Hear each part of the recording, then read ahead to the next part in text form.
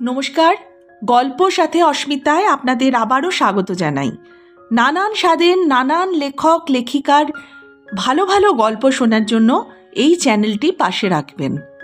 আজকে আশাপূর্ণা দেবীর কলমে কঙ্কন গল্পটি আপনাদের জন্য। তাহলে শুরু করা যাক। সব শুনে অঞ্জলি রীতিমতো বিরক্ত হয়ে ওঠে। সুধীরের কি কাণ্ডজ্ঞান নেই? বিরক্তি গোপনের চেষ্টা না করে বলে, তুমি অমনি মদ দিয়ে এলে, এর কোনো মানে হয়? আমাকে একবার জিজ্ঞেস করার দরকার মনে করলে না? সুধীর ভানটা করে সরলতার। বাহ, নেমন্তন্ন করেছে, যাবে, এর আর মতামতের কি আছে? তোমার তাহলে ধারণা আমি যাব? এবার সুধীরের মুখে যে হাসিটা ফুটে ওঠে সেটাকে আর সরলতা বলে ভুল করা চলে না। বলে, যাবে না তো কি বলো? আদর করে নেমন্তন্ন করেছে, গাড়ি পাঠিয়ে নিয়ে যাবে। বড় মানুষের বাড়ির ক্রিয়াকাণ্ড ব্যাপার স্যাপার দেখবে, এ তো ভাগ্যের কথা। স্বামীর ঈর্ষাকুটিল মুখের পানে চেয়ে অঞ্জলি গম্ভীর হয়ে রইল। ভাগ্যের হিসেব নিকেশ করতে চাইনে তোমার সঙ্গে, মোট কথা আমি যাব না। সুধীর নিশ্চিন্ত ভঙ্গিতে মাথা নাড়ে। পাগল হয়েছ? তাই কখনো হয়? যেতে তো হবেই। যার নাম অফিসের বড় সাহেব, হুকুম করলেই ছুটে যেতে হতো, আর এ তো নেমন্তন্ন। অঞ্জলি তীক্ষ্ণ কণ্ঠে বলে, হুকুম তামিল করতে ছুটে যাক তারা, যারা অফিসের চাকর। আমার সঙ্গে কি? তোমার সঙ্গে তো অনেক কিছুই গো। তা নইলে অফিসে এত রুই কাতলা থাকতে সুধীর মুখুজ্জের মতন চুনোপুটি স্ত্রীকে ছেলের পৈতেই ঘটা করে নেমন্তন্ন করা কেন? এই তো দেখো না, নামটা অবশ্য আমারই, কিন্তু আসল উদ্দেশ্যটা তো তুমি। শুভ উপনয়ন, মোহরাঙ্কিত বৃহদাকার সুদৃশ্য খামখানা সুধীর অঞ্জলির সামনে ফেলে দেয়। কার কি আসল উদ্দেশ্য, তার জন্য কি আমি দায়ী? বলে কাঁধের ওপর জড়ো করা ভেজা কাপড়গুলো মেলতে দিতে উঠোনের দিকে নেমে যায় অঞ্জলি। সুধীর খোলা দালানে পায়চারি করতে থাকে। না, অঞ্জলির আপত্তি কোনো কাজের নয়। চাটুজ্জে সাহেব হলো আমার অফিসের হর্তাকর্তা বিধাতা, তার নিমন্ত্রণ অবহেলা করা কি সহজ কথা? অবশ্য অঞ্জলির ওপর একটা অহেতুক বিরাগ এবং বড় সাহেবের ওপর বিদ্বেষে মনটা নিতান্তই তেতো হয়ে আছে। সাহেব যখন অকস্মাৎ খাস কামরায় ডেকে পাঠিয়েছিলেন, তখন সে কি ভয়! বুকের ধুকপুকুনি আর ঘোচে না। অবশ্য পরের ব্যাপারটা অপ্রত্যাশিত। ঘুরে আসার পর সহকর্মীদের উৎসুক প্রশ্নের উত্তরে নিতান্ত অবহেলার ভঙ্গিতে নিমন্ত্রণের খবরটা জানানোর মধ্যে যে কি অপরিসীম গৌরব! শুধুই কি দূর সম্পর্কের আত্মীয়ের মতো দায়সারা নিমন্ত্রণ? ২৬ মাইল পাড়ি দিয়ে চাটুজ্জে নিজে যাবেন গাড়ি নিয়ে সুধীরের স্ত্রীকে আনতে। একজনের অবিশ্বাসের দৃষ্টি লক্ষ্য করে সুধীর আরও অগ্রাহ্যের সুরে বলে, এতে আর অবাক হবার কি আছে? বলেই তো দিলেন আমাকে। ভালোই হলো, এই উপলক্ষে বাইরের দিকে একটা লম্বা ট্রিপ দেওয়া হবে। শহরের গণ্ডি ছেড়ে সহজে তো বের হওয়া যায় না। বড় মানুষ আত্মীয়, ইচ্ছে করেই তেমন গা করি না, পরিচয় দিই না।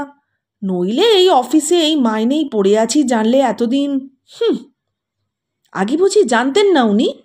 না না, বললাম তো। আচ্ছা, কীরকম আত্মীয় হন? এক ছোকরার এই অভদ্র প্রশ্নে সুধীর কম চটেনি। আত্মীয়তা এত সূক্ষ্ম সূত্রে গ্রথিত যে চট করে খুঁজে বার করা শক্ত। তাও সুধীরের দিক থেকে নয়, অঞ্জলির দিকে। গোজামিল দিয়ে প্রশ্নটা না হয় এড়ানো গেল, কিন্তু অঞ্জলি এখন যাব না বলে গোঁ ধরলে সব দিক মাটি। হয়তো বিশ্বাসই করবে না কেউ। অন্তত শীতাংশু ছোকরা তো বটেই, হয়তো বক দেখিয়েই বসবে। এবার রান্নাঘরের দৌড়ে একখানা পিঁড়ি টেনে চেপে বসে। অঞ্জলি কাঠের উনান জেলে রান্না চাপিয়েছে। রেল ধর্মঘটের আশঙ্কায় কয়লা স্টক করে এই অঞ্চলের অধিকাংশ ঘরেই কাঠের ব্যবহার চলছে। অঞ্জলির মুখের দিকে তাকিয়ে সুধীর একটু ইতস্তত করে। ঠিক যেভাবে বলবে ভেবেছিল সেটা মনে পড়ে না। কাঠের আঁচের লালচে আভা হারিকেন লণ্ঠনের হলদে আলোয় মিশে অঞ্জলি নিস্তব্ধ কঠিন মুখের রেখায় স্থির হয়ে আছে। অঞ্জলির মুখটা এত নিখুঁত কেন? ও যখন চুপ করে থাকে তাকালেই যেন ভয় লাগে সুধীরের। তুচ্ছ কথার শব্দ তাড়নায় এই অবাঞ্ছিত নীরবতা ভাঙতে পারলে যেন বাঁচে। রান্না হলো নাকি? অঞ্জলি মুখ তুলে চায়। জানি এটা গৌরচন্দ্রিকা মাত্র। বলছিলাম তোমার হাঁড়িকুড়িগুলো একটু চিনিয়ে দাও না, দুদিন তো আমাকে নিজেকেই চালিয়ে নিতে হবে। কেন বকছো পাগলের মতো? যা অসম্ভব তা নিয়ে বেশি কথা কওয়া আমি ভালোবাসি না। তুমি যাও, বাইরের হাওয়ায় বসো গে, রান্না শেষ হলে ডাকবো। অর্থাৎ একরকম তাড়িয়ে দেওয়া। অন্য সময় হলে সুধীরও উল্টো রাগ দেখাতো। আজ রাগের বশে পরিস্থিতি আয়ত্তের বাইরে যেতে দিলে চলবে না, এটা বুঝেই হেসে বলে, আত্মীয় স্বজনের বাড়ির কাজকর্মে মানুষ যায় না? আত্মীয় আর স্বজন কোন পর্যায়ে ফেলতে চাও তোমার অফিসের ওপরওয়ালাকে? তীক্ষ্ণ কণ্ঠে প্রশ্ন করে অঞ্জলি। স্বজন বলে ভুল নিশ্চয়ই করবে না। আর আত্মীয়? মামির ভাইপো, এমন কিছু নিকট আত্মীয় নয় যে না গেলে অন্যায় হবে। আহা, বুঝছো না? নেমন্তন্ন যখন করেছে, আগ্রহ করে নিতে আসবেন বলেছেন অত বড় একটা মান্যগণ্য লোককে ফিরিয়ে দেওয়া কি উচিত হবে? কাল বেলা 4টের সময় আসবেন বলে দিয়েছেন। কাল অফিসে গিয়েই তুমি আগে নিষেধ করে দিও, বলো অসুখ করেছে। কাল তো ছুটি, কিন্তু আশ্চর্য, কি যে অসঙ্গত জেদ তোমার। সুধীর বিরস মুখে উঠে দাঁড়ায়। অঞ্জলিও উঠে দাঁড়ায়। রান্নাঘরের বাইরের সামনের উঠোনে যে সাদা টগর ফুলের গাছটা চাঁদের আলোয় চাদর গায়ে জড়িয়ে স্থির হয়ে দাঁড়িয়ে আছে, তার পানে মিনিটখানেক স্থির দৃষ্টিতে তাকিয়ে মৃদু হাসির সঙ্গে বলে, যাওয়াটা তুমি তাহলে সঙ্গত বলেই মনে করো? এই বেশভূষায় এই শাঁখের শাখা জোড়াটা মাত্র সার করে বড়লোকের বাড়ি গেলে তোমার প্রেস্টিজে বাঁধবে না? বাঁধবে না এমন কথা অবশ্য শুধু স্পষ্ট বলতে পারে না, কিন্তু অঞ্জলি চাটুজ্জে সাহেবের বাড়ি দুদিন সমাদর লোভ করে আসলে অফিসের যে প্রেস্টিজটা বাড়বে সেটাও তো ভাবা দরকার। চাই কি সাহেবের নজরে পড়ে গিয়ে পদোন্নতিও হতে পারে। তাই উড়িয়ে দেবার ভঙ্গিতে বলে, সে অন্য কোথাও হলে কথা ছিল, এ হলো মনিব বাড়ি, এখানে মান আর অপমান। হায় রে! 80 টাকার কেরানির বইয়ের সঙ্গে সোনা মুক্ত ঢাকায় বেনারসি দেখবার আশা করাই অন্যায়। কারবারে লাখ লাখ টাকা লাভ হচ্ছে, কর্তার নিজের তো বাবা একাদশে বৃহস্পতি। আমাদের ভাগ্যে যে ঘাস জল সেই ঘাস জলই। স্ত্রীপুত্রকে সাজাবার ভাগ্য কি আমাদের রেখেছে? মনিব আমার নয়, তোমার। থাক, বেশ, যাব। ঈশ্বর কৃপায় পুত্র নেই, এই বাঁচোয়া। বলে অঞ্জলি পুনর্বার উনান পাড়ে এসে বসে আরব্ধ কাজে মন দেয়। সুধীর আর কোনো সুবিধা না পেয়ে বাইরে এসে বসে। অঞ্জলি সম্মতি দিল বটে, কিন্তু যেন সুধীরের ওপর আক্রোশ করে। কিন্তু কেন? সুধীরের ধারণাটা ছিল অন্যরকম। আশা করেছিল চাটুজ্জে সাহেব বা পাতানো সুবাদে মেজদার এমন সাদর আমন্ত্রণে খুশি হয়ে উঠবে অঞ্জলি। তখন বরং সুধীরের সুবিধা হতো পুরনো সন্দেহ ঝালিয়ে তুলে ব্যঙ্গ বিদ্রুপে গায়ের ঝাল মিটিয়ে নিতে। কিন্তু এটা কেমন হলো? এই ভাগ্যবান লোকটার উদ্দেশ্যে অঞ্জলির মনের মধ্যে সঞ্চিত আছে যে অপরিসীম শ্রদ্ধা আর প্রীতি, সে কি সুধীরের কাছে ধরা পড়তে বাকি আছে? আকারহীন, অভিব্যক্তিহীন সেই সশ্রদ্ধ প্রীতিকে ঠিক ভ্রাতৃস্নেহের কোঠায় ফেলা যায় কি না, এই তীক্ষ্ণ সন্দেহ দীর্ঘ 1 যুগ ধরে মনের কোণে পোষণ করে এসেছে সুধীর। আকস্মাৎ এমন কি ঘটল যে এত ভক্তি ভালোবাসা কর্পূরের মতো নুবে গেল? ম্যানেজার বদল হয়ে অফিসে যেদিন নতুন ম্যানেজার রূপে এমএন চ্যাটার্জির আবির্ভাবের সংবাদ শুনেছিল, সেদিনই শুধু কেমন বিমনা দেখিয়েছিল অঞ্জলিকে। মাথার দিব্য দিয়ে নিষেধ করেছিল সুধীরকে সেই অনুলেখনযোগ্য ক্ষীণ আত্মীয়তার খবরটুকু 5 জনের কাছে বলে বেড়াতে। তারপর কই, একদিনের জন্য তো মেজদার উল্লেখ মাত্র শোনা যায়নি অঞ্জলির মুখে। অবশ্য সংবাদ চাইলে সুধীরের পক্ষে মুশকিল ছিল বই কি। নিজের পোস্টটা তার এতই নিচে যে সাক্ষাৎ পরিচয়ের অবসরই ঘটে না এই 8 মাসের মধ্যে। হঠাৎ কেমন করে পরিচয় রহস্য ফাঁস হলো? আকাশের চাঁদের স্বাদ হলো মাটির তৃণের সাথে মিতালি করবার, সেসব কথা সুধীরের অবোধগম্য। যেমন বুঝতে পারে না অঞ্জলির এই অহেতুক ক্রোধ কেবলমাত্র গহনা কাপড়ের অভাব। অঞ্জলি কি তেমন মেয়ে? একখানা একখানা করে সমস্ত অলংকার তো নিজের হাতেই খুলে দিয়েছে বন্ধকি ভিটা ছাড়াইতে। কিন্তু নয়ই বা কেন? গহনা কাপড় তো সকল ক্ষেত্রে শুধু মেয়েলি শখ মাত্র নয়, পদমর্যাদার নিরিখ, সমাজ জীবনের মানদণ্ড।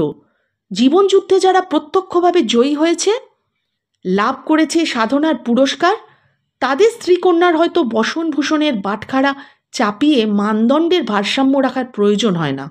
কিন্তু পরাজিত হতভাগ্যদের ওজনের কমতি ধরা পড়বার ভয়েই না মধ্যবিত্তের ঘরে আভরণের কম বেশি নিয়ে এত অশান্তি। উৎসবে আনন্দে আত্মীয় বন্ধুর গৃহে ডাক পড়লেই এদের নিস্তরঙ্গ স্তিমিত জীবন অভিযোগে মুখর হয়ে ওঠে। কলহ বেঁধে যায় স্বামী স্ত্রীতে, চির খায় আত্মবিস্মৃত শান্তির গায়ে। অঞ্জলি গম্ভীর প্রকৃতির মেয়ে, কলহ করতে তার প্রবৃত্তিতে বাধে। খোঁটা দিয়ে স্বামীর অক্ষমতা প্রমাণ করতে লজ্জা পায়। ঝোঁকের মাথায় একবার মাত্র একটা কথা বলেই একেবারে নীরব হয়ে গিয়েছিল। পরদিন বেলা 4টে বাজার পূর্ব মুহূর্ত পর্যন্ত সুধীর আন্দাজ করতেই পারে না অঞ্জলি শেষ পর্যন্ত স্থির করলটা কি। কিন্তু এক সময় 4টে বাজে। প্রতীক্ষিত শব্দটা ধ্বনিত হয়ে ওঠে সদর দরজার বাইরে। হোক সম্বন্ধীয়, উপরওয়ালা বড় সাংঘাতিক বস্তু। কিন্তু এই সময় একটাও লোক থাকতে নাই পথে। সুধীরের দরজায় যখন বিরাট বপু বইখানা দাঁড়ালো, পাড়ার পরিচিত ভদ্রলোকেরা সকলেই কি আজ এই ছুটির দিনে জোট করে অন্তঃপুরচারী হয়েছে? ডেলি প্যাসেঞ্জার বা সাপ্তাহিক দল সকলেরই তো আজ দেশের মাটিতে শিকড় গড়ে আছেন। অথচ সুধীর যেদিন তেল, গুড়, বাজার ইত্যাদি ভারে ভারাক্রান্ত 2 হাতে রবিবাসরীয় কর্তব্য করে বাড়ি ফেরে, সেদিন দেশশুদ্ধ লোকের কুশল প্রশ্নের মরশুম পড়ে যায় যেন। আসুন আসুন, আমার বাড়িতে আপনার পায়ের ধুলো। কই গো, তোমার মেজদা এসেছেন যে? চলুন চলুন, বাড়ির মধ্যে চলুন। কি মুশকিল, আছো কোথায়? তোমার মেজদা এসেছেন বললাম যে। অঞ্জলিকে হাজির করতে পারলেই যেন মস্ত দায় থেকে রেহাই পায় সুধীর। মনীষ সহাস্যে বলে, থাক থাক, অত ব্যস্ত হবার কি আছে, বসছি এখানে। সে তৈরি হয়ে আছে তো?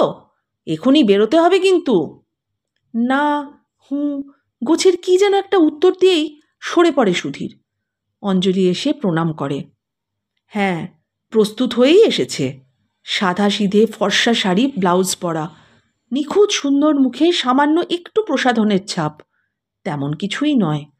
হয়তো চুলটা একটু বিশেষ যত্ন নিয়ে বাঁধা, হয়তো ললাটের সিঁদুর তিলকটা একটু বিশেষ উজ্জ্বল, শুধু এইটুকুই। ভালো আছেন তো মেজদা? মাসিমা ভালো আছেন? বৌদি, ছেলেমেয়েরা? আরে ভালো না থাকলে আর বাড়িতে এসব হাঙ্গামা বাঁধাই? সব ঠিক আছে, কিন্তু তোকে তো মোটে ভালো দেখছি না, বেজায় রোগা হয়ে গেছিস। কই, বেশ তো আছি আমি। কিন্তু তোমার ছেলেটি ক বছরের হলো মেজদা? পৈতেধারী পণ্ডিত হবার উপযুক্ত হয়েছে? তা হলো বই কি, বছর নয়। বামুনের ছেলে, সুতো গাছটা যথাসময়ে গলায় ঝুলিয়ে দেওয়াই ভালো। কি বলেন সুধীরবাবু? দেতো হাসি ছাড়া সুধীরের কাছ থেকে আর কোনো উত্তর আসে না। তাহলে অঞ্জু, তুই ঠিক হয়ে নে। এখন আরম্ভ করলে তবে যদি গোটা 5-6-এর মধ্যে বেরোনো যায়। তোমাদের মেয়েদের সাজের ব্যাপার তো, ঘণ্টা 2-একের কমে কি আর হয়ে উঠবে? জানি তো। বলেই মনীষ আর এক দফা হেসে ওঠে। সুধীরকে অবাক করে দিয়ে অঞ্জলিও হেসে ওঠে। কি যে বলো মেজদা, বুড়ো বয়সী আবার সাজবো কি? এই তো বেশ আছি, চলো। মনীষ অন্যমনস্ক হতে পারে, নির্বোধ নয়। অঞ্জলির আপাতমস্তক একবার দেখে নিয়ে ব্যাপারটা বুঝে যায়। বাড়িখানি নিতান্ত শ্রীহীন নয়। পল্লীগ্রামের সবুজ দাক্ষিণ্যে বাড়ির উঠোনে দাঁড়িয়ে চট করে দারিদ্র ধরা পড়ে না। কিন্তু অঞ্জলি এত নিরাভরণ কেন? মুহূর্ত মাত্র। পরক্ষণেই সহজ প্রসন্নতার সুরে বলে ওঠে, তাহলে আর বিলম্ব নেই তো, অবিলম্বে যাত্রা করা যাবে। বাঁচা গেল বাবা, আমার তো মেয়েদের সেই সাজের ব্যাপার মনে করলেই হৃদকম্প হয়। আচ্ছা সুধীরবাবু, নমস্কার। কাল যাচ্ছেন তো? হ্যাঁ, অফিস ফেরতই চলে যাবেন সোজা। হোল স্টাফ যাচ্ছে, অসুবিধের কিছু নেই। 8টার ট্রেন পেয়ে যাবেন। অঞ্জুকে কিন্তু দিন 2-3 ছাড়ছি না, বুঝলেন? মঙ্গলবার আবার পিসিমার একটা ব্রত উদযাপন গোছের ব্যাপার রয়েছে, আমায় বলে দিলেন বিশেষ করে। পিসিমা অর্থে অঞ্জুরই মামি, স্বামী পুত্র হারিয়ে ভাতুষপুত্রের সংসারে আশ্রয় নিয়েছেন। বিলক্ষণ বিলক্ষণ, ওর আর কি, থাকবে থাকবে। সুধীর বিনয়ে ভেঙে পড়ে একেবারে। গাড়ি চলতে শুরু করে, উদ্দাম বেগে নয়, ধীরে ধীরে। বাঁকা চোড়া সংকীর্ণ ধূলিধূসর পথ, মাঝে মাঝে এক একটা বড় গাছের গুঁড়ি নিজেকে বিস্তৃত করে পথকে আরও সংকীর্ণ করে তুলেছে। সাবধানে যেতে হয়। দুপাশে বাংলার পল্লীর সাধারণ দৃশ্য, গাছপালার ফাঁকে ফাঁকে ভাঙাচোরা পলস্তারা ঘষা একখানা বাড়ি। ভেতরে মানুষ বাস করে অথবা পোড়ো বাড়ি, সহজে বুঝে ওঠা কঠিন। সকালের দিকে জীবনের যে সাড়া মেলে, এবেলায় আর তাকে খুঁজে পাওয়া ভার। পল্লীগ্রামের জীবন যেন আধখানা। বেলা পড়ে আসার সঙ্গে সঙ্গে চাঞ্চল্যহীন মন্থর গতিভঙ্গি স্তিমিত হয়ে আসে। অঞ্জলি এখানে বাস করে। মনীষের কত ঐশ্বর্য, কত প্রাচুর্য, অথচ অঞ্জলি এত রিক্ত।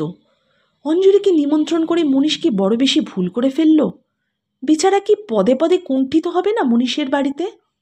হঠাৎ বড় মানুষের ধনগৌরব স্ফীত আড়ম্বর বহুল সংসারে উপযুক্ত শ্রদ্ধা সম্মান পাবে তো অঞ্জলি? এই অকারণ খেয়ালটা মনীষের না হলেই ভালো ছিল হয়তো। কি লাভ, কতটুকু সঞ্চয়? বাড়ি পৌঁছনোর পূর্ব মুহূর্ত পর্যন্ত চৌকাঠ ডিঙানোর সঙ্গে সঙ্গেই তো হারিয়ে যাবে অঞ্জলি অন্তঃপুরের বিরাট নারী বাহিনীর মাঝে। এই উপলক্ষে লোক তো বড় সোজা জড়ো হয় নাই। 3 কুলের বাকি কেউ নেই। হয়তো অঞ্জলিকে একসময় না আনলেই ভালো ছিল, এখন আর ভেবে লাভ নেই। কিন্তু উপলক্ষ উপস্থিত না হলে বা মনীষের দাবি মানত কে? 1 যুগ ধরে মনীষ অঞ্জলির ভাবনাই ভেবেছে, এমন নয়। তবু অফিসে হঠাৎ সুধীরের পরিচয় পেয়ে মনটা কেমন যেন হায় হায় করে উঠেছিল। উপলক্ষও যখন পাওয়া গেল হাতের কাছে, একবার দেখার ইচ্ছে। এর মধ্যে দোষের কি আছে? তার নিজের 2 বোনও তো আসবে শ্বশুরের ঘর থেকে। ছেলেবেলায় অঞ্জলির সঙ্গে কত ভাবছিল লীলা নীলার। সেই সুবাদেই না কখন একসময় মনীষ একদিন সার্বজনীন মেজদা হয়ে উঠেছিল। ছেলেবেলার কথা যাক, বর্তমানে অঞ্জলির মুখ দেখে এত মায়া লাগে, লীলা নীলার মতোই স্নেহ মমতায় কাছে বসিয়ে কুশল প্রশ্ন করতে ইচ্ছে করে। কিন্তু এতদিন পরে এই উচ্ছ্বাস মানাবে কেন? হয়তো অঞ্জলিই অদ্ভুতভাবে বদলে গিয়েছে। কথা আর হয় না, শুরু করাটাই কঠিন। অঞ্জলিও যেন বোবা হয়ে গেছে। দীর্ঘ পথ পাড়ি দিয়ে নাবার কাছাকাছি সময় হঠাৎ নীরবতা ভঙ্গ করে অঞ্জলি একটু হেসে বলল, যাচ্ছি তো, ভয় করছে কিন্তু। ভয়? মনীষের চমকটা সুস্পষ্ট। ভয় কি রে? কি জানি বাপু, ভীষণ নাকি বড়লোক হয়েছ তুমি আজকাল। তাই নাকি? খুব ভয় লাগছে দেখে। না না, তা কেন? বড়লোকের বাড়িটাই তো বড় বিপজ্জনক ঠাঁই। এই দেখো কি পাগলামি! নীলা লীলা হাঁ করে আছে, কত খুশি হবে তোকে দেখে। তোর বৌদি তো দেখেইনি তোকে, সেও অপেক্ষায় আছে। এটা অবশ্য মনীষের বানানো কথা। বৌদি দেখেনি ঠিকই, কিন্তু দেখার জন্য যে খুব বেশি উদ্গ্রীব হয়ে আছে এমন বদনাম দেওয়া যায় না তার নামে। আর নীলা লীলা সংবাদ শুনে নিতান্তই নিরুৎসাহ ভঙ্গিতে সাধারণ প্রশ্ন করেছিল, অঞ্জুকেও আনছো বুঝি? আমার কি হয়েছে জানো মেজদা, একপাশে পড়ে থাকি। সমাজ সংসারের সঙ্গে সম্বন্ধ নেই বললেও হয়, বেজায় কুনো হয়ে গেছি। আর ছেলেবেলায় কি ওস্তাদি না ছিলি, হ্যাঁ? মনে আছে তোমার? অঞ্জলি আবার সত্যিকার হাসি হেসে ওঠে। মানে? তাই একটু আধটু আছে বই কি, যদিও তোরা আমার স্মৃতিশক্তির ব্যাখ্যা করে ছড়া তৈরি করতিস। কি করতিস না? কি যেন সেই একটা, ও সেই যেটা সমীর আর আমি করেছিলাম। কাশী থেকে আসি এক মহাপণ্ডিত বলতে গিয়া থামিয়া যায়, ম্লান মুখে বলে, কোথায় চলে গেল সমীর? ছোট মামি সেই থেকে তোমার কাছেই আছেন তাহলে? হ্যাঁ, একরকম তাই। মাঝে মাঝে কমলার বাড়ি যান। কমলা আবার তোমার পছন্দ করে না মার জামাই বাড়ি গিয়ে থাকা। 2-4 দিন থেকে আসে নেই আর কি। অনেক দিন পর দেখা হবে সকলের সঙ্গে। মৃদু বিলম্বিত একটা নিঃশ্বাস গাঢ় হয়ে আসে। কিন্তু না আসলেই যে ভালো হতো সে কথা মনীষের চাইতে কি অনেক বেশি টের পাচ্ছে না অঞ্জলি? কেবলমাত্র সুধীরের ওপর বিরক্তর বসে এতটা না করলেই হতো। দারিদ্র্যের লজ্জা কি প্রখর! অবশ্য আতিথ্যের ত্রুটি হয়েছে বললে অন্যায় হবে। আশা মাত্র একজন ঝি স্নানের ঘর দেখিয়ে দিয়েছিল। সাবান তোয়ালে লাগবে কিনা প্রশ্ন করতেও ভোলেনি। মুখ ধোয়ার পর চা জলখাবার এসে হাজির হয়েছে। বাড়ির গৃহিণী এসে মিষ্টি হেসে কুশলবাদে কর্ত্রীর কর্তব্যের 16 আনা পূরণ করে গিয়েছে। নীলা অন্ধকার ঘরে ছেলে ঘুম পাড়াচ্ছিল। সে ঘরে প্রবেশ করাও নিষেধ। লীলা এসে অনেক গল্প করেছে। অঞ্জলির চেহারা এমন ডাইনে খাওয়ার মতন কেন? সে ছিঁড়িছাঁদ কোথায় গেল? একটিও ছেলেপুলে না হওয়ার কারণ কি? সুধীর মেজদার অফিসে কীরকম চাকরি করে? কত টাকার গ্রেড? ইত্যাদি ইত্যাদি বহুবিধ জ্ঞাতব্য বিষয় সংগ্রহ করে সে এইমাত্র বামুন ঠাকুরেরা যেখানে মিষ্টির ভিয়েন বসিয়েছে সেখানে গেল তদারক করতে। চেয়ে চেয়ে অঞ্জলির ভারী হাসি পায়। বাবা, এত মোটাও হতে পারে মানুষ! কগজ কাপড় লাগে ওর একটা ব্লাউজে। ছোট মাসি বিস্তর হাহুতাশ কান্নাকাটি করলেন। স্বামী শোক, পুত্র শোক, বহু পুরাতন হলেও অঞ্জলির সঙ্গে নূতন দেখা হওয়ার অজুহাতে আর একবার জাগিয়ে তুললেন নিজেকে। তাছাড়া দিন বুঝে এই সময় কমলা বসে রইল আঁতুর ঘরে। এত বড় একটা কাজে আসতে পারল না, সেটাও কম শোকাবহ ব্যাপার নয়। চুপি চুপি ভাইপো বউয়ের নিন্দা করলেন প্রাণ খুলে। পাঁজিতে আরও দিন ছিল। কমলা তখন কারাগার থেকে মুক্তি পেত। বউ গ্রাহ্যই করল না। ওর বাপের বাড়ির লোকগুলো আসলেই ব্যাস, মাছিরি পর্যন্ত বাদ পড়ে না, ইত্যাদি ইত্যাদি। ব্যাস, অঞ্জলি সম্বন্ধে আর কারো কোনো কর্তব্য নেই। কিন্তু কৌতূহল আছে ঠিক। আড়ালে আবডালে হাসাহাসি, চাপাচাপি, ইশারা, ইঙ্গিত, ফিসফাস, গুজগাজ। অঞ্জলির তীক্ষ্ণ অনুভূতির কাছে তা কিছু চাপা থাকে না। নীলার ছেলে বোধহয় এতক্ষণে ঘুমালো। এখনও চাক্ষুষ হতে বাকি আছে, কিন্তু মন্তব্যটা শোনা যায় স্পষ্ট। মরণ আর কি, লজ্জাও নেই ছাই। আমাকে তো বাবা কেটে টুকরো টুকরো করলেও অমন হাঁড়ির হাল করে লোকসমাজে আসতাম না। চেহারা কি হয়েছে দেখেছিস? এটা লীলার গলা। গলা দুটো যেন চড়িয়ে ভেঙেছে। কথায় বলে মাংসই লক্ষ্মীর ছিঁড়ি। মা লক্ষ্মীর হাওয়া লাগলেই গায়ে মাস গজায়। শুধু দুগাছায় শাঁখের শাখা। জামাইবাবুর এ কুটুম্বি আবার কোন গোকুলে ছিলেন? হ্যাঁ গো দিদিমণি, তোমার দুখানা কাপড় নয় বার করে দিতে পারতে। 5 জনের সামনে ওই পোশাকে বেড়ালে যে তোমার গায়েই ধুলো দেবে গো লোকে।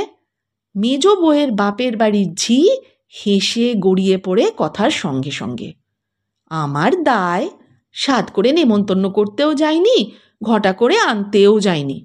পেট্রোল পাওয়া যাচ্ছে বলেই আক্কুটের মতন বাজে নষ্ট করতে হবে? ভাব ভালোবাসা যখন ছিল তখন ছিল। এখন যখন আপিসের ছোট কেরানির বউ, তখন তুমি আপিসের মাতা। তোমার আবার নিজে গিয়ে তাকে আনে ছোট করার দরকারটা কি ছিল? ছিল বলে তো উড়িয়ে দিচ্ছ। বলি এখনও আছে কিনা খোঁজ নিয়েছ তো ঠাকুরজি? মনীষের ছোট শালাজ টিপ্পনি কাটে। বকিস নে, ছোট বৌদি গা জ্বলে যায়। বিশ্বাস কি, যা গ্রিসিয়ান কাটের মুখ, সত্যি ফাইন মুখখানা বাবা। রঙও একদা ছিল বলে তা বোঝাই যায়। বাপের বাড়ির ঝি হাসতে হাসতে বলে, আমাদের জামাইবাবু একদিকে আর গঙ্গা জল একদিকে। ওসব কিচ্ছু নয়। স্পষ্ট কথা বলি শোনো ছোট বৌদি, কন্ট্রোলের বাজার, ভালো মন্দ খাওয়া তো উঠে গেছে মানুষের, তবু 2 দিন একটু খেয়ে মেখে নিতে পারলে সুবিধে হবে। আমার তো দেখে সর্বাঙ্গে বিষ ছড়াচ্ছে। পাড়ার লোকে 2খানা গয়না কাপড় চেয়ে আনলেও তো পারতিস। এই যে আমাদের শুদ্ধ মুখ পোড়ানো। ও গো দিদিমণি, এসব এক প্রকার চালাকি। বড় মানুষ ভাই, দাদা দাদা করে গায়ে পড়ে কিছু যদি আদায় করে নিয়ে যাওয়া যায়। তাই কি একদিনে যাবে? পিসিমার ব্রত উদযাপন দেখে তবে নাকি নড়বে। তাই নড়লেই বাঁচি। বাড়ির কর্তার হুকুম। অঞ্জলির কি হঠাৎ চলৎশক্তি রহিত হয়ে গেল নাকি? বারান্দার এই কোণটা ছেড়ে নড়তে পারে না কেন? আচ্ছা, কোথায় যেন গল্প শোনা ছিল না? সন্তানের লজ্জার দায়ে মা বসুমতী দ্বিধা হয়ে গিয়েছিলেন। নিহাতি গল্প কথা, না বৃদ্ধা বসুন্ধরা আজ শ্রবণ শক্তি হারিয়ে বধির হয়ে বসে আছে? মিথ্যা কলঙ্কের চাইতে সত্য দারিদ্র কি কম লজ্জাকর? পরদিন ভোজের ঘটা। রাত্রি না পোহাতেই আরম্ভ হয়ে গেছে হই হুল্লোড়। অনেক লোকের ভিড়ে একটা সুবিধা যে নিজেকে কিছুটা আড়াল করে রাখা চলে। কিন্তু একেবারে আড়াল করলেই বা চলবে কেন? মুখে হাসির ঠাট্টা বজায় না রাখতে পারলে পরাজয়টা যে বড় শোচনীয়। কিন্তু এর মধ্যে একটা ব্যাপার ঘটল চমৎকার। মনীষ ব্যস্তভাবে বাড়ির মধ্যে ঢুকে নীলাকে ডাক দেয়। ওরে নীলি, দেখ তো অঞ্জু কোথায়? সুধীর অফিস থেকে এক ছোকরাকে দিয়ে এই জিনিসটা পাঠিয়ে দিয়েছে। কালকের মধ্যে আর কিছুতেই দিয়ে উঠতে পারেনি। অনেকক্ষণ দিয়ে গেছে আমায়।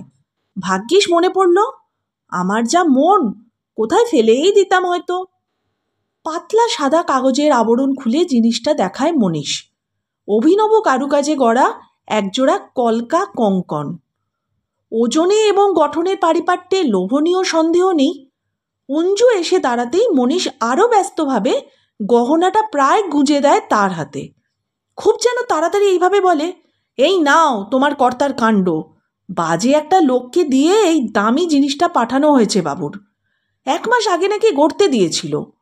তা তোদের পাড়াগাঁয়ের শ্যাকরার কাজ তো নেহাত খারাপ নয় রে। নে, হাতের ভেতর ঢুকিয়ে ফেল। গোলমালে বাড়ি, যেখানে সেখানে ফেলে রাখলেই বিপদ। যেমন ব্যস্তভাবে এসেছিল তেমনি ব্যস্তভাবে চলে গেল। রঙ্গমঞ্চের লোকগুলো একেবারে পাথর বনে গেল কিনা সেদিকে দৃকপাত মাত্র করে না। কিন্তু মুহূর্ত মাত্র নীলা ছো মেরে জিনিসটা তুলে নিয়ে ঘুরিয়ে ঘুরিয়ে বেশ কিছুক্ষণ দেখার পর ফিরিয়ে দিয়ে বলল, হ্যাঁ, জিনিসটা গড়েছে ভালোই দেখছি। কভরি হয়েছে? ভরি 4 হবে। চুড়িগুলো ক্ষয়ে চুন হয়ে গিয়েছিল। ভাবলাম একটা কঙ্কন পরার স্বাদ, তাই দিই। সোনা কিনে দুটো জিনিস তো আর হয়ে উঠবে না ভাই। ওখানে শ্যাকরা না ছাই, বলে লোহা বাঁধানোই করতে পারে না। এখানে বুঝি করতে দিয়েছিলেন? কিন্তু মনীষ নির্বোধ বলে তো আর বিশ্বশুদ্ধ লোক বোকা নয়। মনীষের বউ মনীষকে 1 হাটে বেচে আরেক হাটে কিনতে পারে। যত বড় অফিসারই হোক মনীষ, সাংসারিক বুদ্ধিতে পাকতে দেরি আছে। তা না হলে পাঞ্জাবির পকেটে ক্যাশমামো রেখে পুকুর চুরির মতো দুঃসাহস করে বসে। সমারোহের বাড়ি, নিমন্ত্রিতদের গায়ে নতুন ঢঙের অলঙ্কারের অভাব নেই। তবু অঞ্জলির কঙ্কন জোড়াটা যে বাড়ি শুদ্ধ লোকের কি এক কৌতূহলের খোরাক হয়ে উঠেছে। দেখি দেখি, ও মা, তাই তো। আই নীলা, নীলা, হ্যাঁ নীলা, তো তুই ঠিকই বলেছিলি। কোন শ্যাকরাকে দিয়ে গড়ানো ভাই? বানি কত করে নিয়েছে? অবাক করলে, কিছুই জানো না? তোমার কর্তা বুঝি তোমার সঙ্গে পরামর্শ না করেই? উত্তর দিতে দিতে হয়রান হয়ে পড়েছে অঞ্জলি। রাতে যদি সুধীর সত্যিই আসে নিমন্ত্রণ রাখতে, কোনো উপায় কি পালাতে পারে না অঞ্জলি যে কোনো ছুতোয়? আজ আর সারা বাড়িতে 1 ফোঁটা অন্ধকার কোণ খুঁজে মেলা দায়।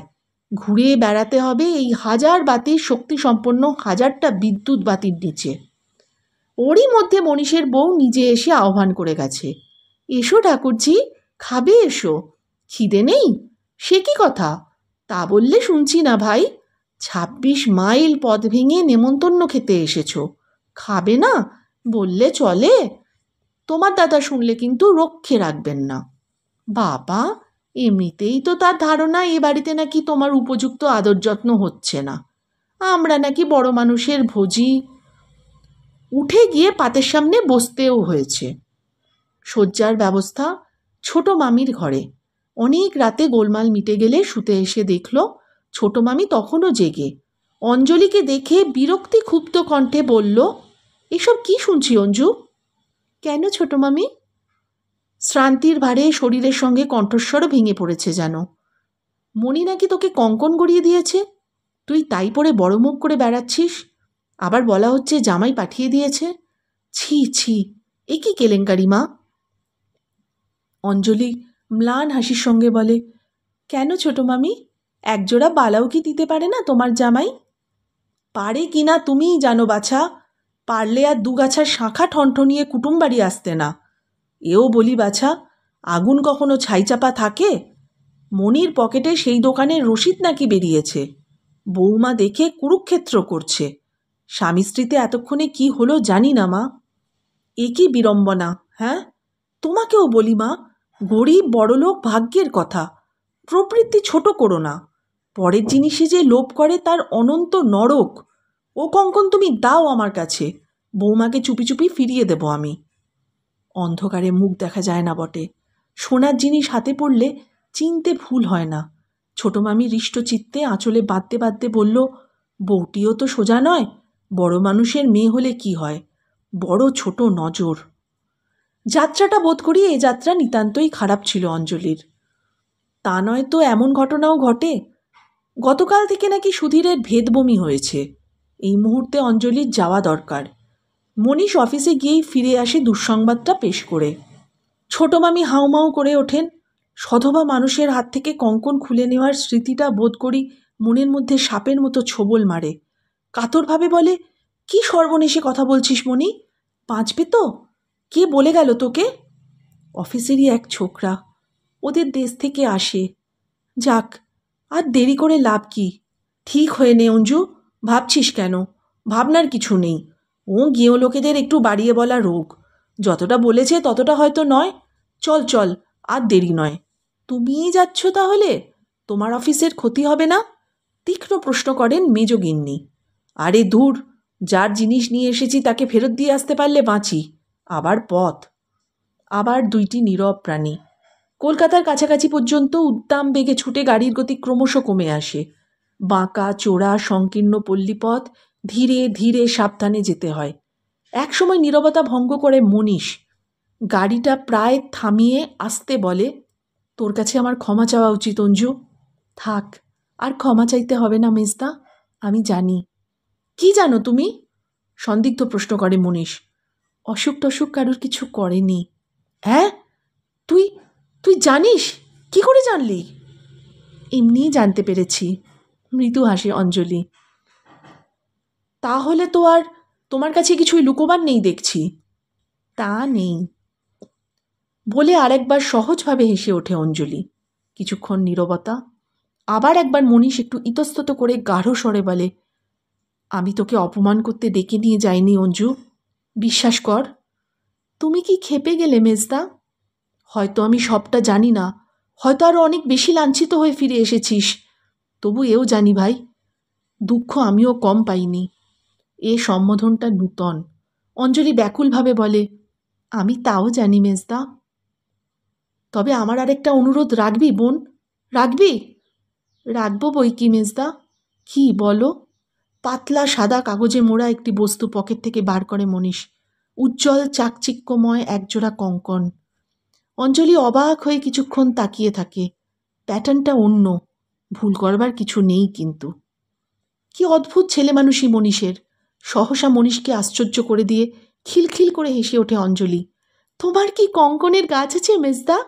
হাত বাড়িয়ে পেরে আনলেই চলে। আবার কি বলে কিনেছো একজোড়া?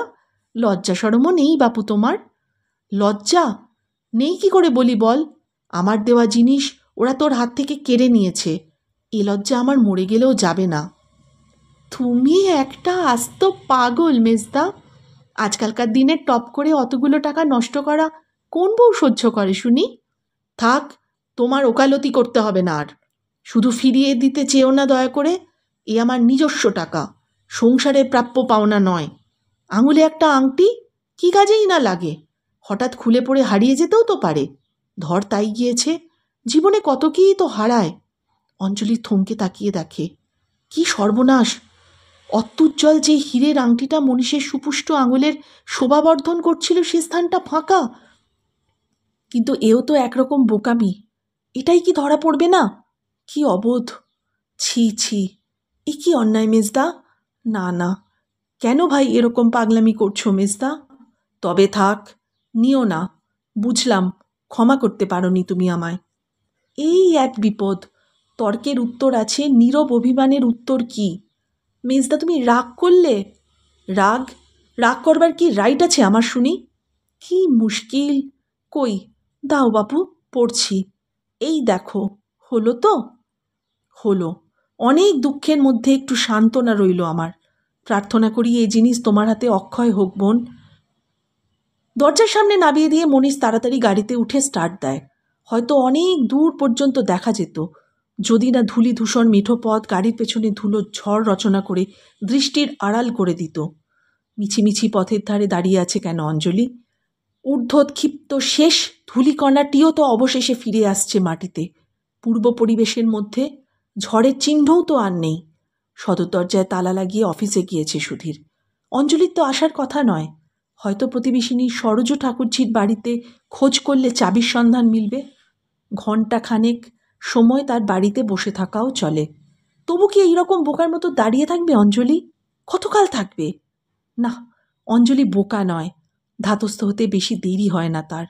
সুধীর আসবার আগে সংসারের কাজের মধ্যে সহজ হয়ে থাকার দরকার, এটা সে বিস্মৃত হয়নি।